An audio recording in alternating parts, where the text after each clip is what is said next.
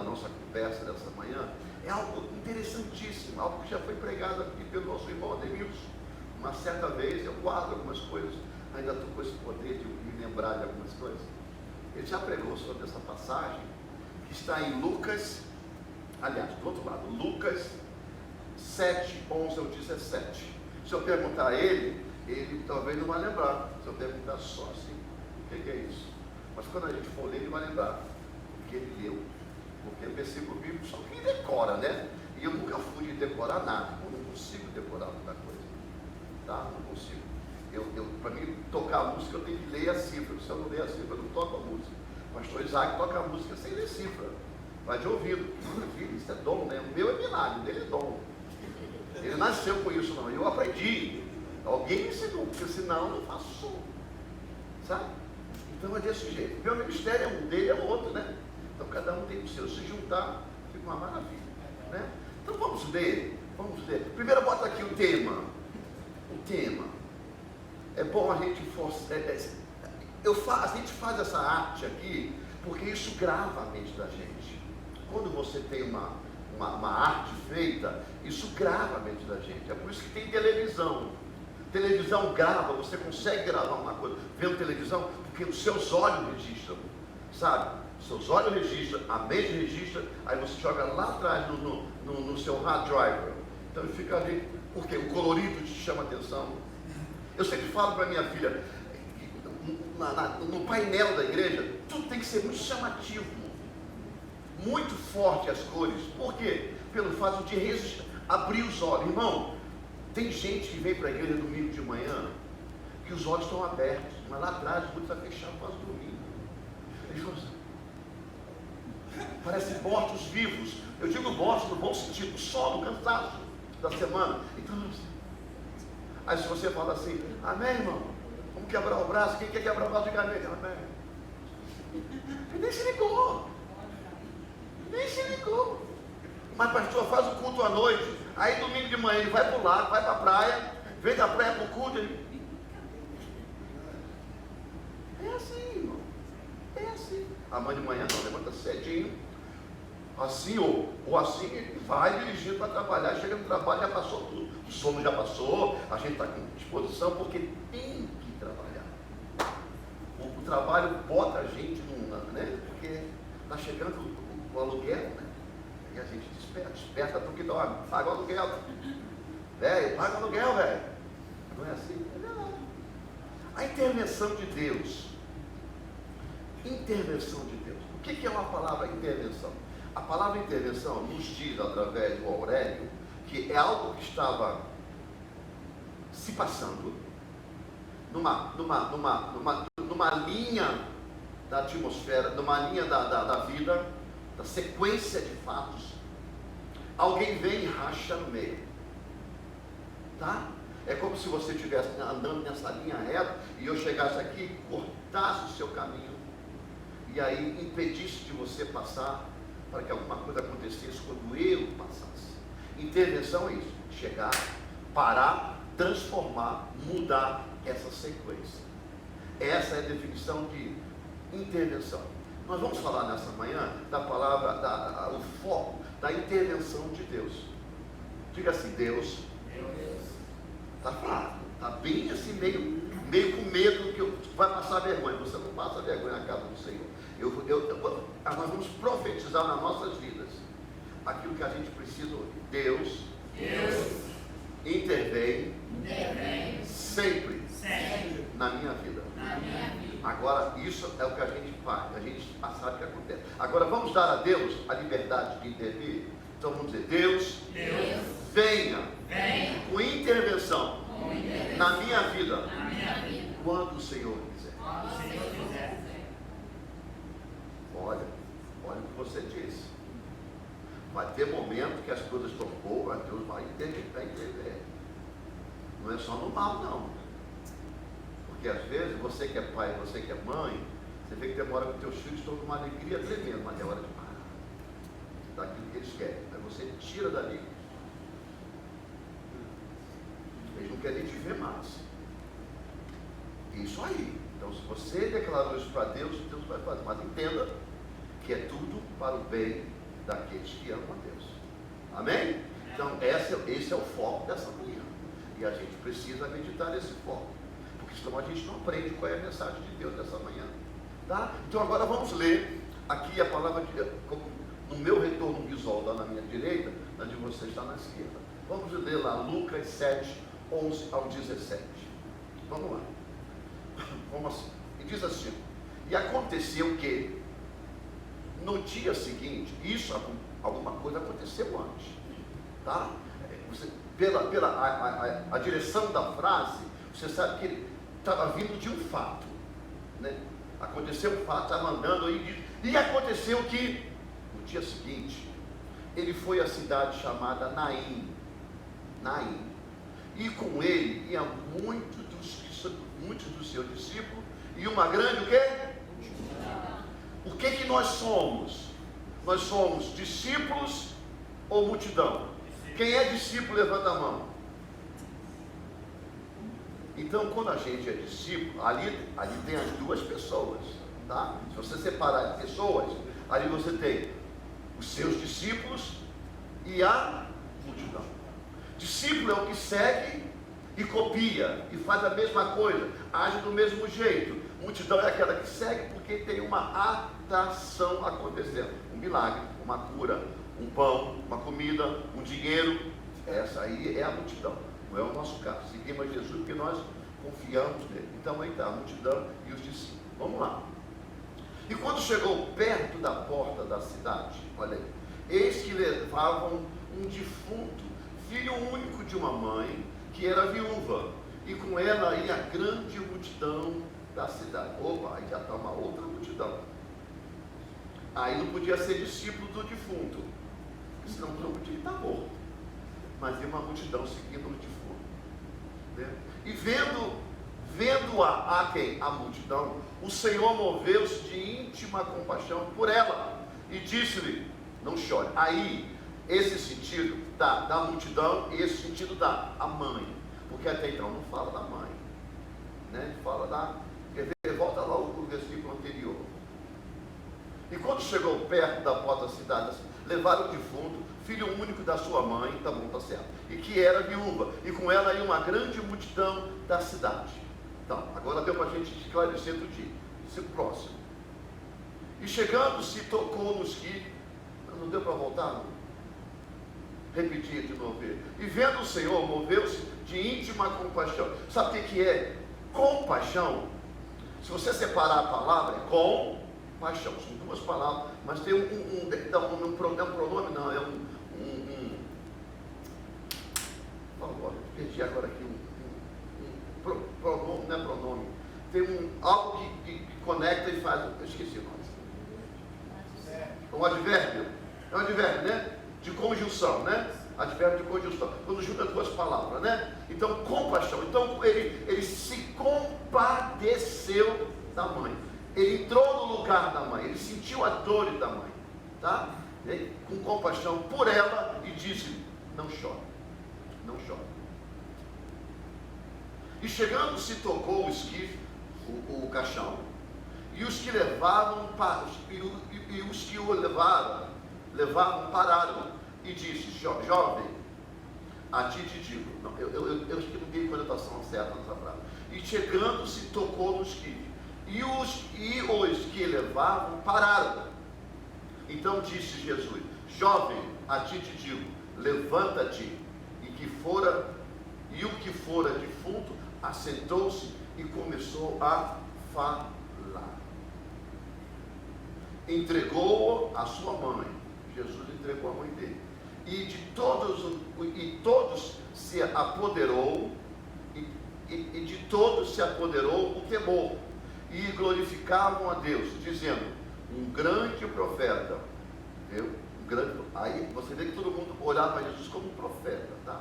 Um grande profeta se levantou entre nós, e Deus visitou o seu povo. Porque Jesus era olhado como um profeta? Porque naquele tempo eram os profetas que faziam milagre.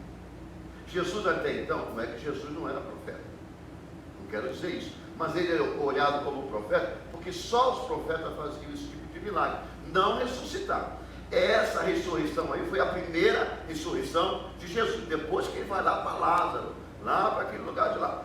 Mas essa é a primeira ressurreição de Jesus, o filho da viúva de Naim. Tá? Aí o povo viu, né? Aí o temor e o tremor entrou no povo e Deus visitou o seu povo.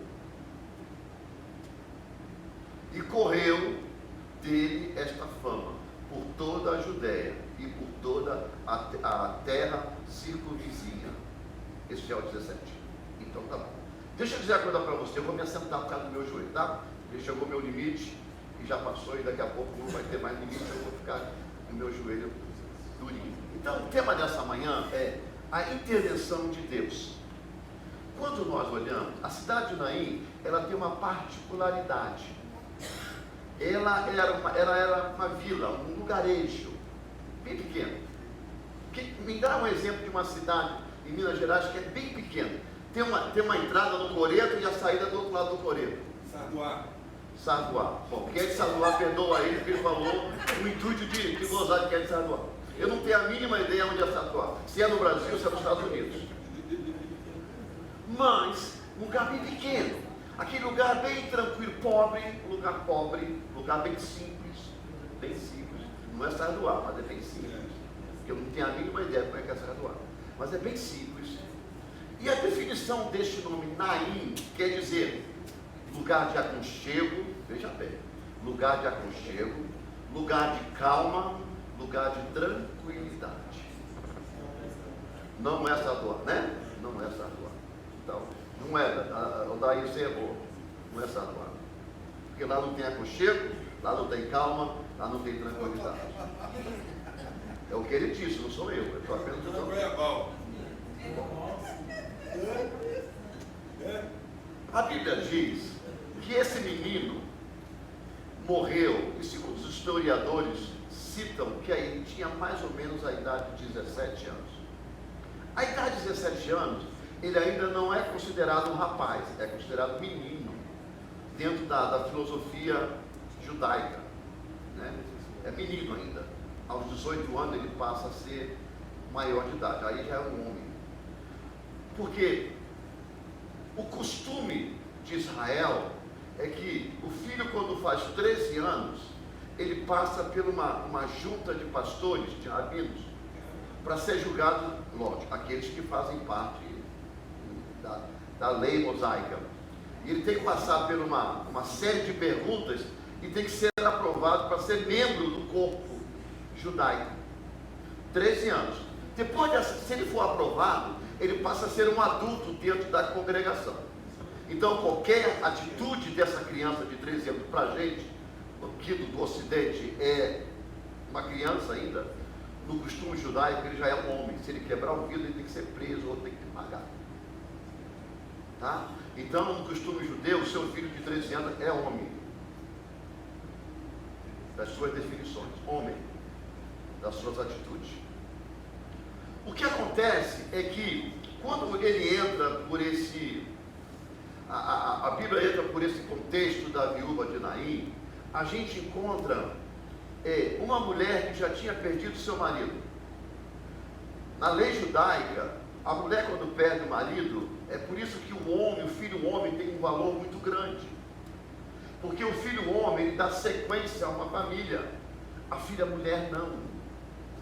É por isso que há muita festa quando nasce um filho homem, mas não há festa quando nasce uma filha mulher. Por quê? Porque o filho homem é a continuidade de uma família. A mulher perde o nome de família, se ela quiser. Hoje em dia é mais liberada, a pessoa já não muda de nome, mas é opcional. Você pode continuar com o seu nome solteiro. Mas, como nós viemos desses costumes, a mulher perdia o nome da família. E no judaísmo, eles não dão muito valor, porque a mulher não produz nada. Hoje em dia a concepção já mudou, nova aliança veio para mudar tudo isso. Aí essa mulher perde o marido, essa mulher, pensando que o filho seria a continuação e a salvação dela, para poder continuar na sua existência, essa mulher logo depois perde o filho. O que isso quer dizer no costume judaico? ela estava sendo totalmente abandonada, sem ninguém por ela. A maior decepção dessa mulher é que ela já vinha de uma tristeza em perder o seu esposo. Em segundo, ela perdeu o fruto desse casamento, que é o filho. Quem já perdeu alguém na família, ou até perdeu o filho, sabe muito bem a tristeza que é. Não quer dizer que quem perdeu o marido não sentiu tristeza, ou quem não perdeu, quem perdeu a mulher não sentiu tristeza. A morte vem e afeta todos nós. Quando a gente ama, afeta. Quando a gente não conhece, só fica, vai correr lá, vida que segue. Mas quando a gente ama a pessoa, a gente sofre. Essa mulher vinha de 2 traumas muito grandes. E a Bíblia nos relata que ela vinha descendo a rua de Sadoá, descendo a rua de Naim. Era um lugar pequeno, a multidão vinha descendo com ela. E a multidão naquela época gostava de chorar.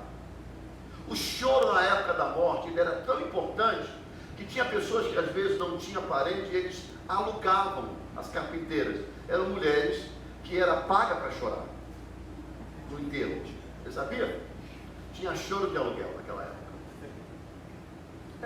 Eram pagas para isso, para fazer o clima tristonho.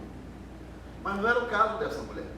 Essa mulher, ela não olha, irmão, é carpinteira, é carpinteira, tá? E não é de carpinteiro. E essa mulher não, ela vinha, e parece que ela era uma mulher muito querida na cidade, muito querida no meio da vizinhança, porque a multidão se ajuntou à tristeza dela e começaram a descer a rua para passar na porta, para enterrar, porque todo defunto era enterrado fora da cidade. Até mesmo Jesus, ele não podia ser enterrado em Jerusalém. Ele foi levado para fora de Jerusalém, para ir para o monte, para botar lá fora. Ninguém poderia ser enterrado na cidade. A cidade não tinha lugar para enterro, tinha que ser fora da cidade, fora dos portões da cidade. Só que na caminhada da saída, vi uma outra multidão entrando. E aí eu quero me deter um pouco, porque eu quero trazer essa viúva, na sua concepção de antes perder filho, e no seu momento de perda de filho, a nossa vida. Porque às vezes, irmãos, nós estamos dentro de uma casa onde tudo está aconchegante. Nós estamos dentro de uma casa onde tudo é calmo e tranquilo, onde tudo está funcionando muito bem, onde nós não temos queixas, onde nós não temos dúvida, onde tudo está fluindo a maravilha. Mas daqui a pouco vem uma notícia de morte. Às vezes não é uma morte física, mas é uma morte na confiança, é uma morte na decepção, é uma morte de uma perda de emprego, é uma morte de um filho te caminhando para o outro lado. Você está entendendo? Por que é morte? Porque são sonhos, são ideais que a gente tem que de repente vai para o lixo. Então uma cidade que é calma, é tranquila, a casa que é calma, tranquila, aconchegante, ela começa a viver momentos de tristeza. Aí você fala, poxa, estava tão tranquilo aqui em casa, estava tudo tão bem. Eu não sei por que agora essa onda de, sabe, essa desentendimento, esse nervosismo, essa alteração do nosso costume, parece que é morte. Aí, nesses momentos que eu acho ótimo, é que mais influencia quem você abre a porta da sua casa para entrar, para você comentar esses problemas com os outros. Não comente seus problemas com os outros, não faça isso, não confie. Escuta um provérbio que eu vou dizer para você, guarde na sua mente. O seu melhor amigo vai se tornar o seu pior inimigo depois, se você der um problema com ele. Por quê? Você confiou tudo. Você confia tudo. Quando você confia tudo para um grande amigo, o dia que você pisar no calo dele inflamado, você vai ver qual é o demônio que vai te seguir. Porque ele vai botar tudo. As pessoas não têm, o ser humano não tem personalidade fixa. Ela é o que sofre. É raro você encontrar um ser humano, é raro, existe, mas é raro, encontrar um ser humano que conhece tudo da gente e que mesmo na hora desentende, ele mantém-se fiel naquela confiança que você depositou nele. É raríssimo, é tulipa preta no meio de tulipas comuns. É raro, porque a primeira coisa a pessoa diz, mas também, né? Aí, ó, comida. A outra talvez faz um comentário sobre você e você não obrigado. Aí você, então é assim, então agora eu vou para o Facebook. E começa umas ladainhas no Facebook, começa uns provérbios, dizendo assim, ó, aí começa as indiretas.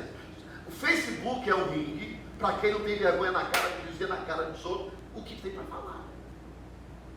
O Facebook é um ringue, é uma arena, onde todo mundo é exposto. Eu vejo demais isso.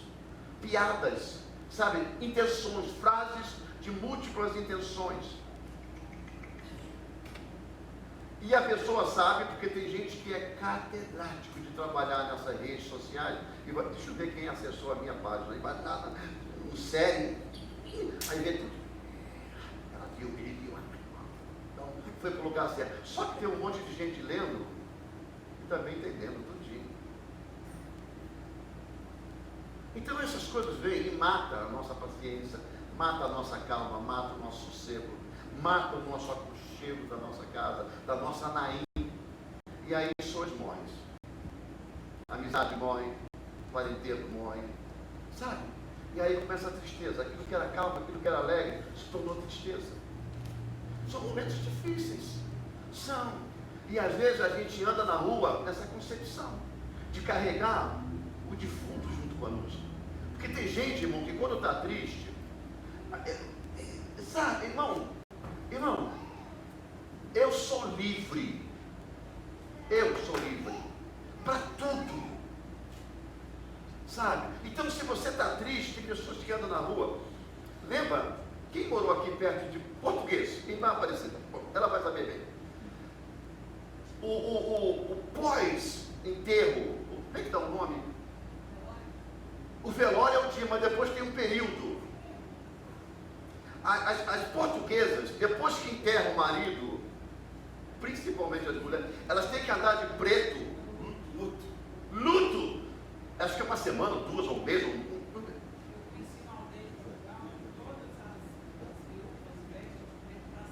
Para sempre. Ela anda de preto e tem uma coisa. E o costume judeu, dessa época, vou dizer para você, antes de Jesus, tá? Ó, lembra, você está na nova aliança, muita coisa enterrada. O povo das igrejas desenterra e traz para dentro da igreja. Espero que não desenterre isso. Eu vou até falar baixo para eles não ouvirem no microfone.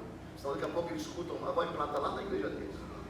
Olha aqui, quando morria, a mulher tinha que vestir preto. E ela não podia sentar-se no sofá, na cadeira. Não tinha sofá naquela época. Ela tinha que sentar no chão. Todo mundo, nesse período de um mês, que entrava na casa dela, podia sentar nas cadeiras, mas ela sentava no chão. Porque ela tinha que representar o seu luto. Ela não ia para lugar nenhum. Ela saía de casa e ia no cemitério. Do cemitério ia para casa. Eu me lembro muito bem das portuguesas. Onde eu morava tinha portuguesa. É desse jeito. Cabeça baixa, uma cesta, aqui vinha umas verduras. Pano na cabeça, comprindo a cabeça. Ela não é, irmã.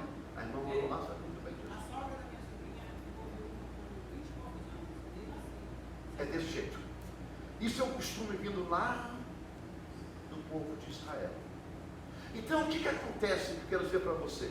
Eu quero dizer para você que, às vezes, essas pessoas começam a frequentar a sua casa. E isso também acontece no mundo espiritual, esse negócio de andar assim. Porque tem uns cabras aí, tem umas pessoas que se converteram à lei de Moisés. A Jesus não se converteram. Pelo jeito que eles andam, não. Eles estão de jejum e andam assim, ó.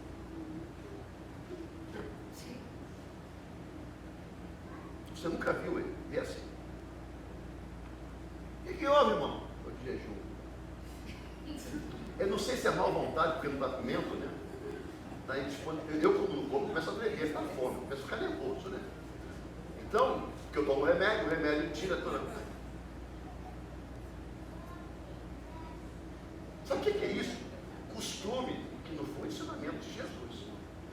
que o Novo Testamento diz? Sabe o que Jesus diz para quem jejua? Quando estiver jejuando, lava seu rosto.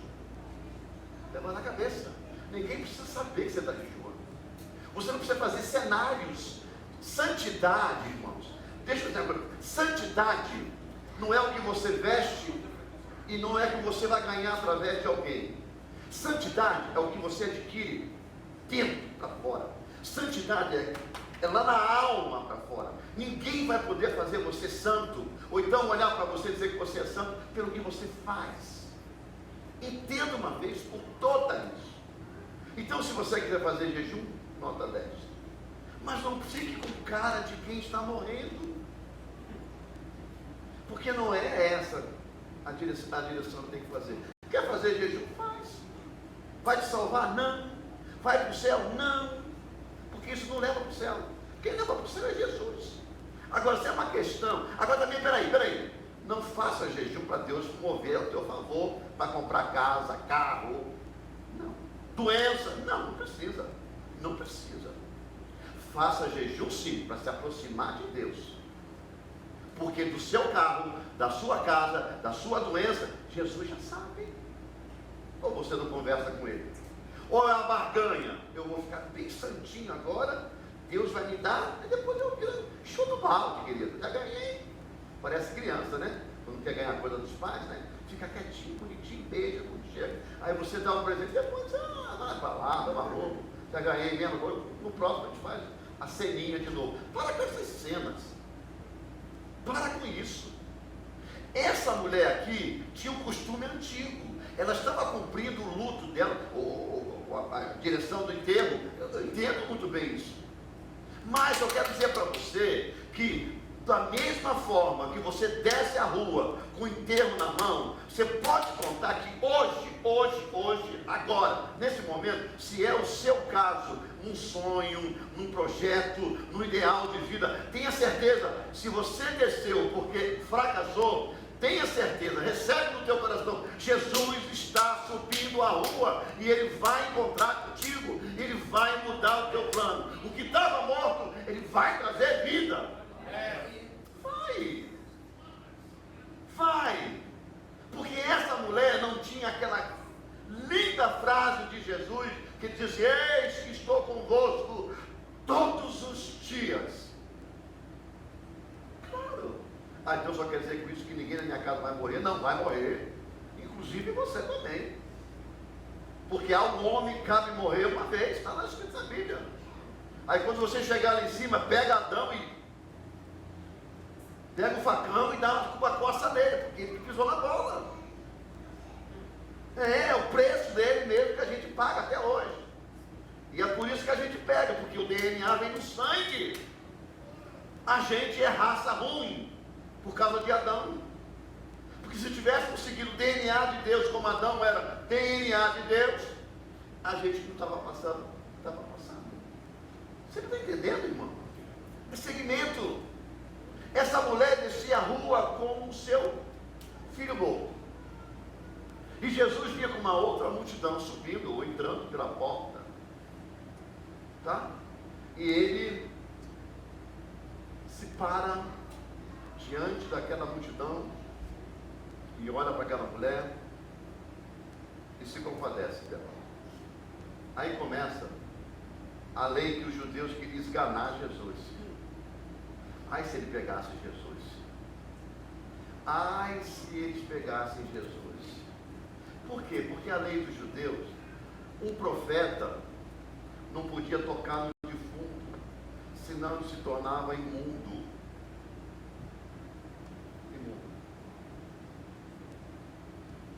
E aí Jesus para e toca no esquerdo, toca no caixão.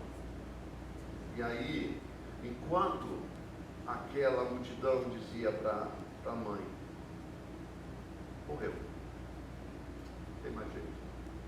Jesus passa e diz para ela assim: olha, chora não, filho, chora não. Menino, levanta.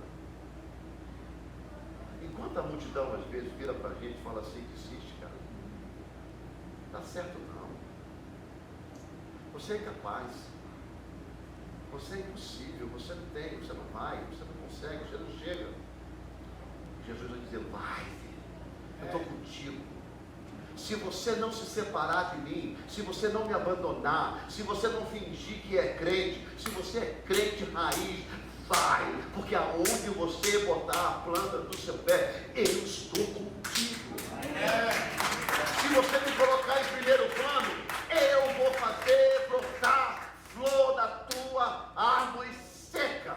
Aonde o rio não passa mais água, vai brotar fontes de água viva, vai correr o tempo todo, porque Jesus não traz morte, Jesus não segue morte, Jesus transforma a morte em vida. Essa é a lição de Naim para a nossa vida.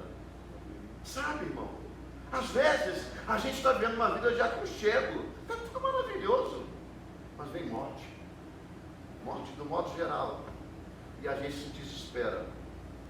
É triste quando a gente chega a uma conclusão, as pessoas falam assim, olha, mas por que a Bíblia diz que tudo coopera para o bem daqueles que amam a Deus? Se eu estou com meu filho morrendo, no caso dessa mulher. É difícil a gente entender essa passagem enquanto a gente está em meia visão turva, cega pela situação. É por isso que a Bíblia diz o seguinte: o homem espiritual discerne as coisas espirituais. O homem carnal, ele não fala nem natural, carnal, só discerne as coisas carnais. É de fato que uma morte, ela entristece, claro que entristece, mas ela tem o seu ponto, para nós, como filho de Deus, favorável. Se nós morremos, nós estamos indo para um lugar melhor do que esse. Apesar que você quer muito curtir a sua família, todo mundo quer Jesus, mas não agora. Porque se fosse perguntar quem quer ver Jesus, todo mundo diria, então vai agora. Não, agora não. Deixa eu curtir esse verão primeiro. Deixa eu ir para a praia, que o Eto não achou, mas foi para outra. E queimou filme lá às vezes. Deixa lá, deixa eu curtir a minha vida. Então, ele sabe, eu estou falando para ele. Bom, eu acho que não sei mais de alguém que sabe, mas eu sei que sabe, né? E foi lá. Eu também, ué. Você quer Jesus? Claro. Quer ver Jesus? Of course. Right now, não. Right now. I need just a little bit time to spend my life with my family. Why not? Claro, of course I need it. So, a gente precisa entender, irmão, que a gente vive um Deus que é verdadeiro. A gente vive um Deus que ele não é o que está passando agora, o que importa para ele, mas é como vai terminar. Lá na frente você vai entender o porquê que aquela morte chegou naquela hora, qual é a beneficência daquela morte, que apesar de não tem, para a gente não tem, mas a gente vai entender uma série de coisas. Sabe por quê, irmão? Hoje morre alguém da nossa família, agora, você se entristece. Aí você passa um certo ano, mas você não repara a mudança que Deus está fazendo depois daquela morte. Ela é tranquila, é uma mudança lenta, porque Deus não tem pressa. Deus não corre por causa de você. Somos nós que temos que correr atrás dele. Ele começa o processo da mudança, o processo de tudo contribui para o bem daqueles que amam a Deus. Aí ele começa um ciclo de movimentação, sabe, uma crescente. Aí lá na frente você vai entender o porquê que Deus tirou isso, para beneficiar isso. Porque se tivesse por isso, você não estaria em outro lugar, a não ser aqui. Se Deus é dono da sua vida, você vai entender por que o plano de Deus aconteceu. Você está entendendo? É difícil entender no início, mas você vai entender quando chegar na maturidade de conhecimento. Deixa eu dizer uma coisa para você. Eu fui gerente, já disse, de 3 departamentos num dealership da Ford. Eu era gerente gerente do departamento de carro de aluguel, eu era gerente do Prep Center, o que fazia a preparação dos carros para entregar quem comprava, e eu era gerente do Fleet, era FLY Department. O que é isso? Era um departamento que as empresas, grandes empresas, compravam carro direto na Ford. A Ford entregava no dealership que eu trabalhava, eu tinha que pegar esse carro, eu tinha que documentar esse carro, eu tinha que fazer toda a manutenção desse carro para entregar na mão dos chefões que eles vinham buscar. Eu era gerente, eu tinha funcionários ao meu comando, tá? Ganhava bem, tinha carro do ano, 6 meses, trocava de carro, não pagava aluguel, não pagava aluguel de carro, não pagava seguro de carro, não pagava gasolina, todo mês um carro novo, ia trocando de carro e pegava o carro. Chegou um dia, Deus chegou, eu vinha, eu adquiri isso tudo, ainda lá no início do meu trabalho, eu ainda passava por algumas tendências do espiritismo que já tinha abandonado, mas não tinha umas coisinhas lá. Aí Deus vem, corta na raiz, pega tudo.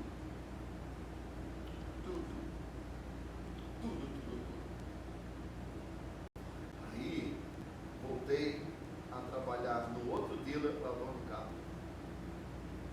Aí quando a minha situação se estabilizou para normal, né? Para boa, para normal, veio, as torres gêmeas foram demolidas, caiu, lembra do avião?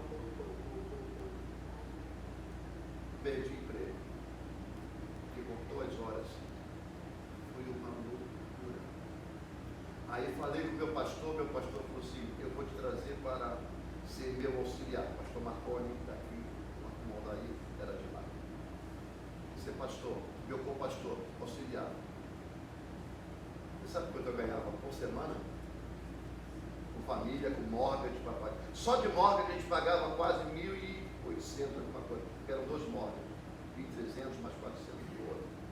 Eu ganhava $150 por semana. Eu fui a loucura, irmão. É uma loucura. Mas hoje eu entendo o que eu tinha. Meu irmão, a minha vida mudou completamente depois daquilo. Completamente. Se eu só ganhar muito dinheiro, não ganho até hoje. Mas a minha vida mudou toda. Até o nosso business, nós tínhamos business, até isso nós fechamos. Ao longo do tempo. Eu estou resumindo tudo. Porque quando eu digo que brasileiro é volúvel, as pessoas não me acreditam. Elas querem ter as suas próprias experiências. Que tenham. Não tem nada com isso. A minha é minha, as pessoas. Mas o brasileiro ele não é permanente no business. Alexandre está aqui, que é mais antigo businessman, está aqui, conhece. Ele sabe que se a gente não correr para o outro lado, se a gente não correr para o lado hispano, americano, das coisas, o brasileiro vai hoje, depois deixa de ir, não vai mais. Aí uma vez ou outra aparece. Barbearia, pode perguntar. É um monte de brasileiro, daqui a pouco vai. Mas o americano vai entrando. Ninguém está no business, tá? Também fechamos, apertamos tudo. Mas olha, Deus começou a mover em volta da gente. Trabalho. Pegamos a casa, colocamos no short sale, vendemos no short sale, fomos morar de aluguel, depois começamos por aluguel, e foi, compramos outro condomínio, mudamos para outro condomínio. Hoje nós estamos estabilizados pelo trabalho da gente, ganhando. Nós não juntamos mala de dinheiro. Igreja não me fez rico. Se eu dependesse de igreja para viver rico, eu estava falido. Eu estou falando de igreja instituição. Eu não estou falando da mão de Deus, mas da mão de Deus. Deus sempre proveu minha comida, a nossa saúde, o nosso trabalho, e honesto, tá? Eu tenho aqui ovelhas que me conhecem há muitos anos. A Aldair me conhece há muito, até antes de estar na igreja. Ele me conhece, sabe muito bem a nossa história. A nossa cabeça é erguida na cidade. Não devo a ninguém. Não faço falcatrua com ninguém. Agradar todo mundo? Claro que não, eu sou pastor. Você já viu o pastor agradar todo mundo? não agradou, se eu fosse do mundão, no pagode, talvez eu até teria inimigo. Talvez, mas é bem provável de ter. Já viram que tocar errado, né? Ou a voz era a voz de perereca, não sei, alguma coisa. Mas alguma coisa acontece. Mas olha, nossa cabeça erguida. Erguida. Sabe por quê? Não foi a riqueza que nós não tivemos. Não foi a fartura que nós não temos. Vida honesta. Sabe por quê? Nós acreditamos naquilo que o Senhor diz. O Senhor é conosco todos os dias. Todos os dias.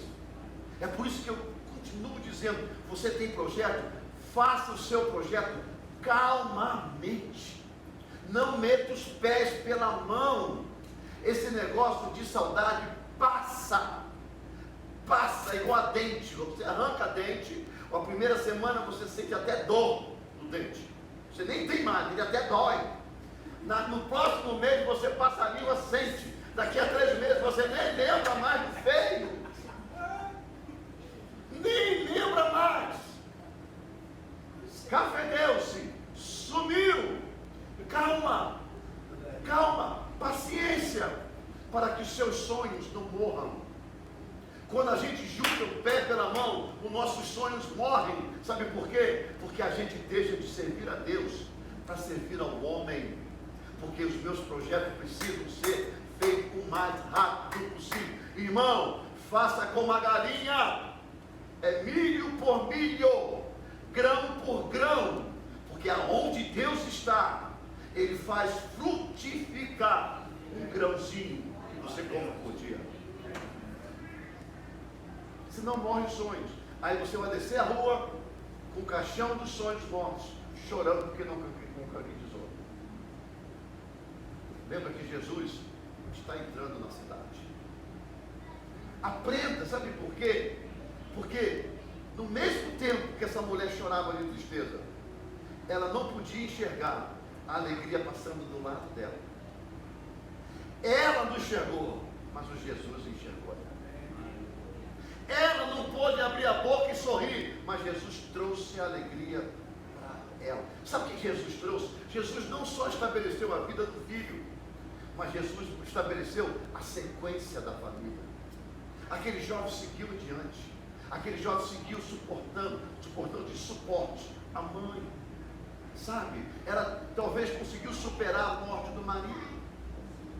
Jesus, ele é catedrático de transformar a tristeza em alegria.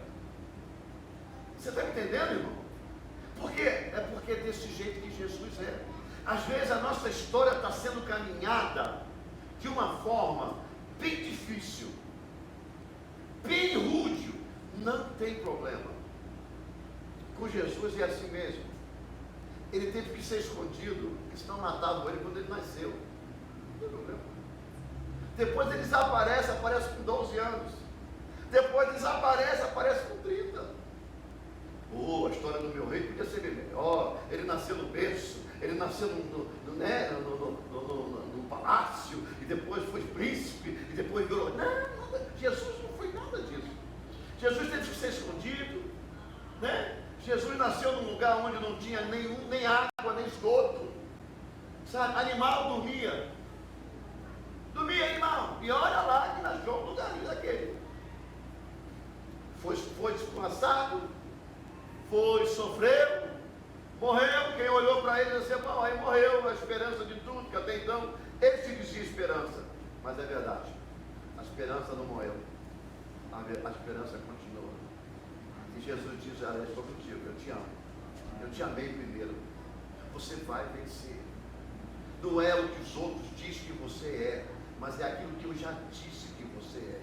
Você é meu filho. Todos aqueles que creem no meu nome, foi dado a ele o poder, não é nomenclatura, o título é um poder de ser chamado filho de Deus.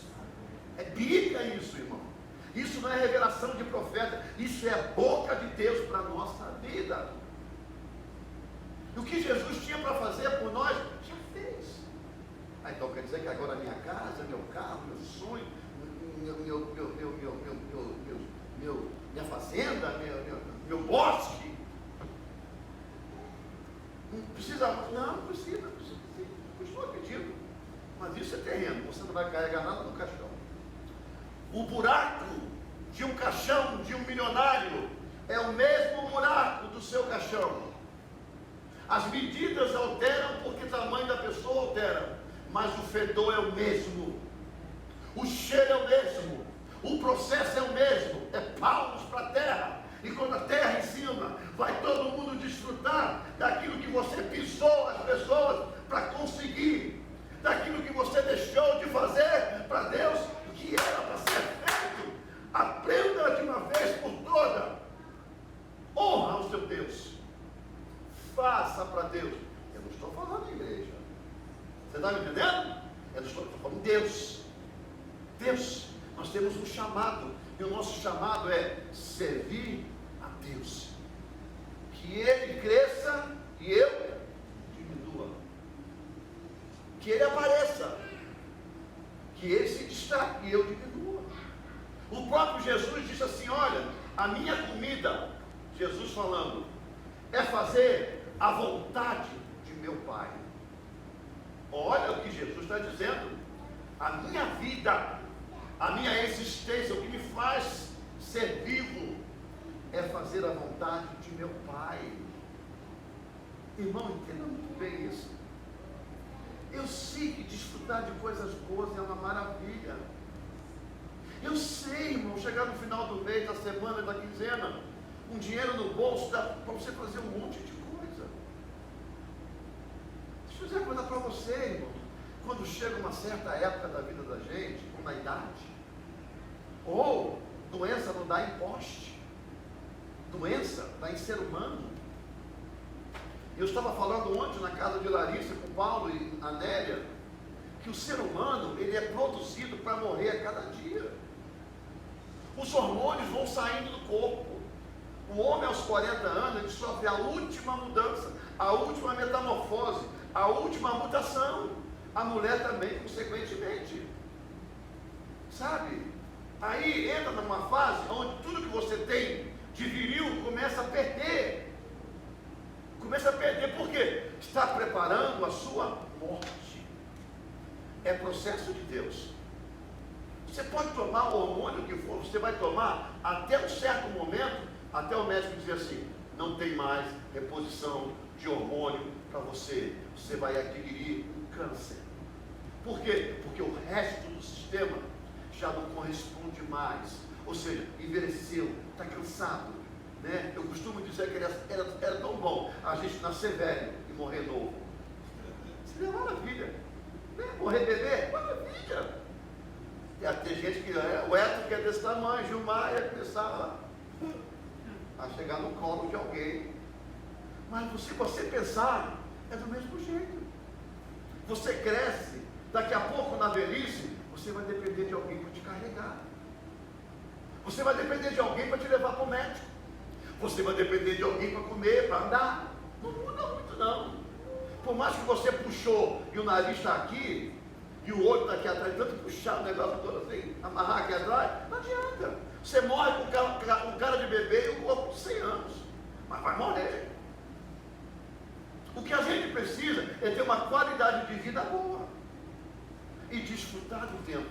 Irmão, eu conheci uma parábola, acho que é uma parábola, não vou dizer que é parábola, não é uma parábola, vou dizer que é uma ilustração, que eu não me lembro se é verdade, mas é uma ilustração, vou dizer que é ilustração para não errar. Se for verdade, tudo bem, não volta nada para você nem para mim.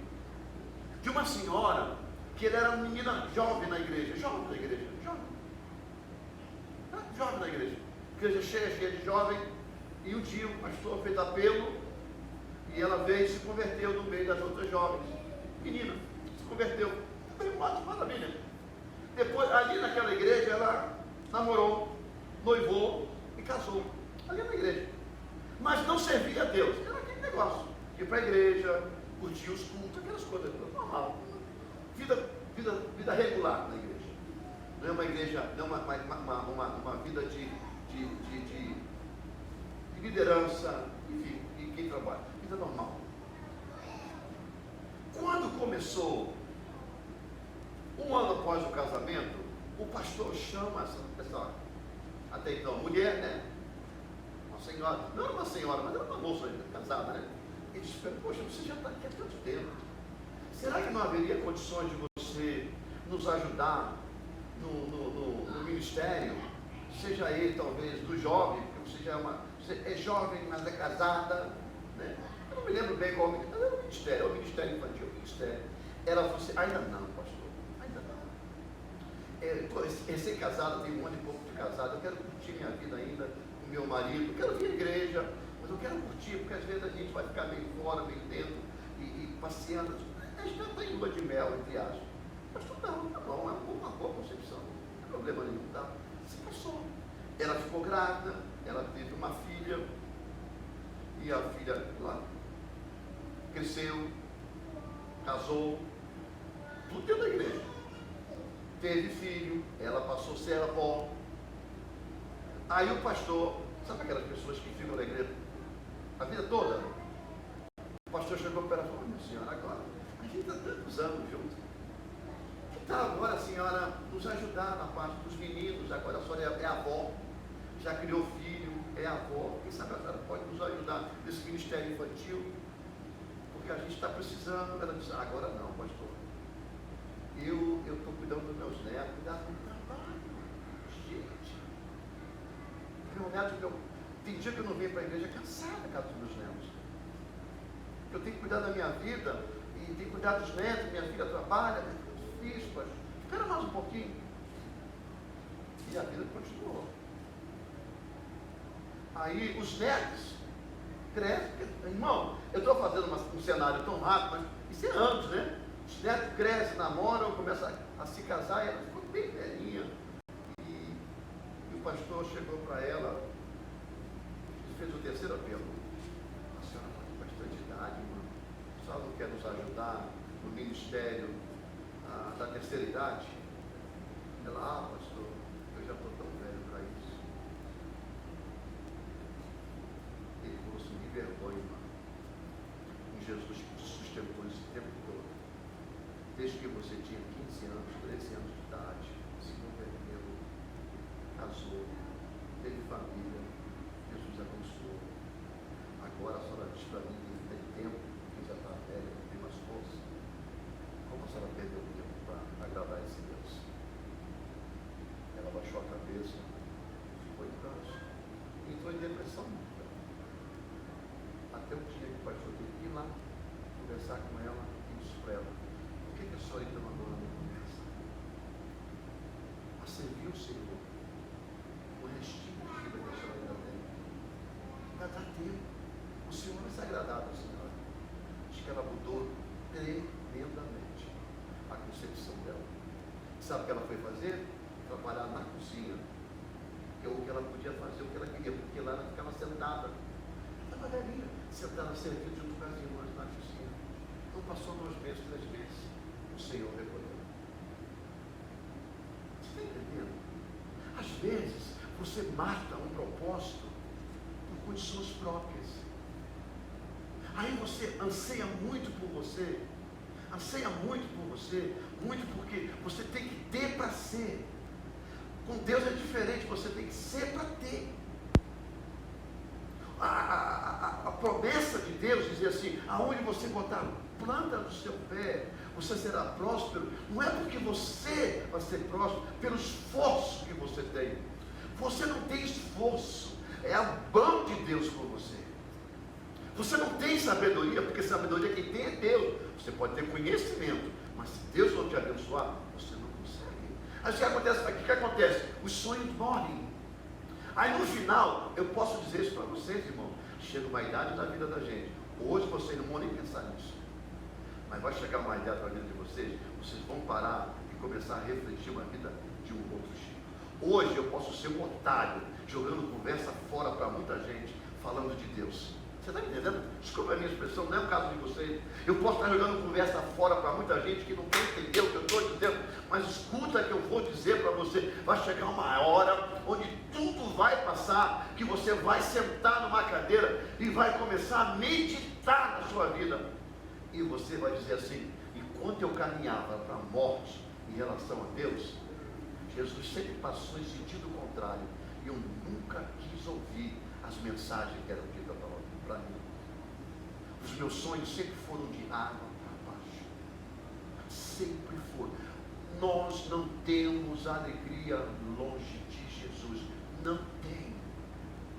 Não tem. Escuta o que eu vou dizer para você. Você pode construir uma mansão custosíssima na sua casa, fazer uma casa maravilhosa, sentar assim e dizer assim: agora eu estou completo. 6 meses, você já está acostumado com o que tem. O valor já não é mais 100%, é 50%. Aí quando vem a velhice, quando vem a dor, nem mais valor tem. Só que com Jesus é do outro jeito. Quanto mais você vai descendo em relação ao homem para morrer no corpo, você vai conhecendo que você vai desfrutar da vida eterna. Ouviu? O nosso ideal não é o que a gente vai construir aqui. Porque eu vou dizer para você, tem um bando de urubu atrás de você, doido que você morra para desfrutar do que você tem. E não venha para cá me dizer: tá, mas eu vou deixar testamento. Não se preocupa. Se não for os seus filhos, vão ser a mulher dos seus filhos. Se não for as suas filhas, vão ser o marido dos seus. Alguém vai desfrutar daquilo que você tanto lutou. E tem uma coisa: não vai te dar valor. Sabe por quê? Eles não sofreram para adquirir. Agora, tudo que você investir no reino de Deus, eu posso te garantir, um dia, eu não sei, não posso garantir que vai ter o telão, mas toda a obra que você fizer vai abrir um telão, e as nossas obras serão julgadas e serão revistas pelo nosso Senhor Jesus Cristo. Viu? Enquanto essa mulher descia a ladeira com uma multidão que chorava, a multidão da alegria subia a ladeira.